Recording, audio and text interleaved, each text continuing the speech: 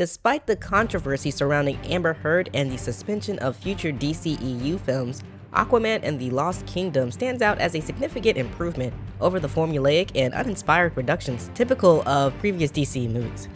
Directed by James Wan, renowned for his work on the Conjuring series and the Saw franchise, Lost Kingdom had a budget of $210 million and has already earned over $390 million at the box office. The plot centers around Black Manta's relentless pursuit over revenge against Aquaman and the Atlanteans. In his quest, Black Manta discovers the legendary Black Trident crafted by an ancient ruler of the Forgotten Kingdom of Necros. To thwart Black Manta's plans, Aquaman and his stepbrother and former adversary Orm join forces. With a runtime of 124 minutes, Lost Kingdom dives deep into the ocean's abyss, aiming to deliver a spectacular and conclusive aquatic action adventure to DCEU fans. But before we get into the review, if you like this content, hit the like button. And we're trying to reach 200 subscribers, so click that subscribe button to help the channel out. And hit that notification bell too for updates. Now, let's get critical. 4 years after becoming king of Atlantis, our protagonist Arthur Curry is now married to Mera. He balances life on land, raising their son Arthur Jr. with his duties as the ruler of Atlantis and the seas. Black Manta, or David Kane, fueled by his vendetta against Arthur for his father's death, collaborates with marine biologist Dr. Stephen Shin to unearth Atlantean artifacts.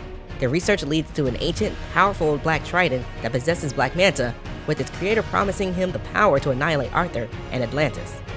5 months later, Manta launches an assault on Atlantis, having stolen a forbidden power source called orichalcum, which he employs to energize his ancient Atlantean armaments.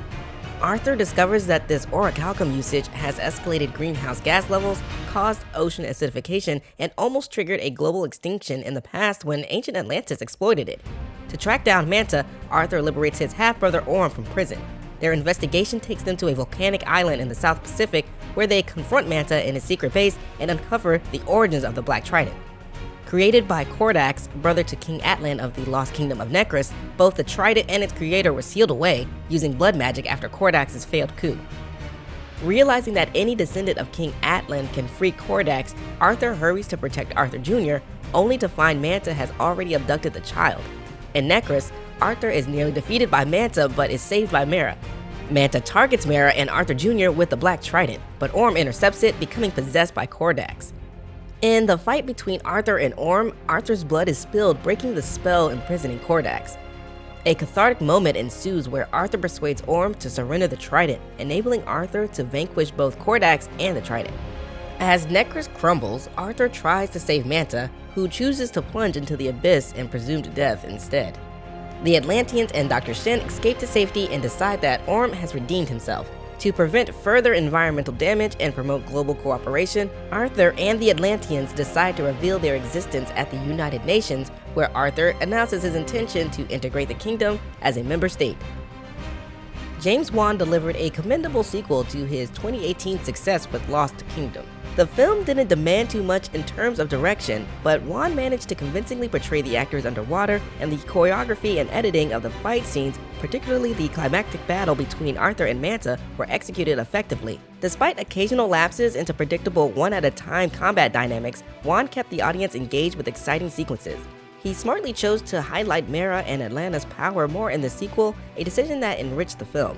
The portrayal of the inhabitants of Necros was eerie and unsettling, a trademark of Wan's style, adding a layer of intrigue and horror to the narrative. The script held up well despite rumors of reshoots and edits. The storyline, focusing on Arthur's challenges as an outsider and a leader balancing roles as a father, brother, son, and king, was straightforward. Arthur's journey to break with tradition and usher in a new era of peace and prosperity was well articulated.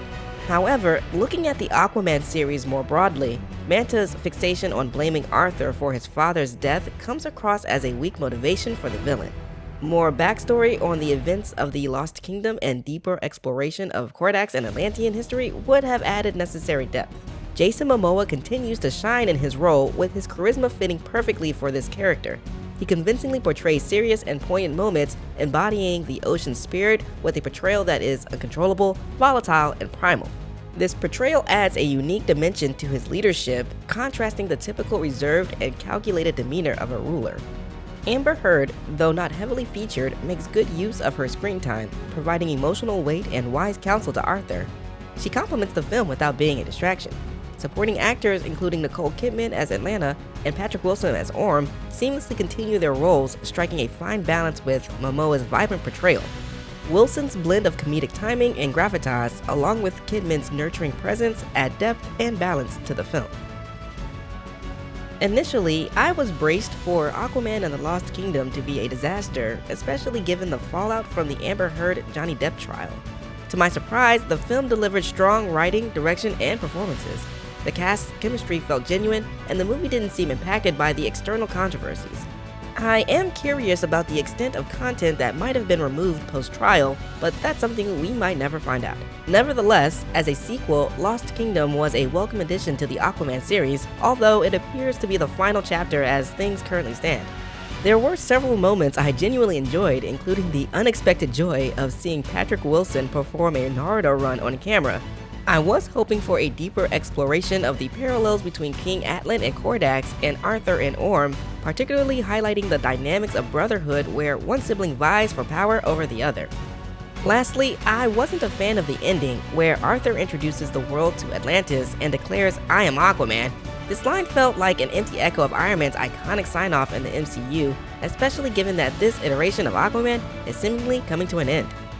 Despite these gripes, Aquaman and the Lost Kingdom was entertaining, even though it could have benefited from more exploration of the Lost Kingdom and a stronger motivation for Manta. Taking everything into account, I rate Aquaman and the Lost Kingdom 3 out of 5 stars. My dog stepped on a bee.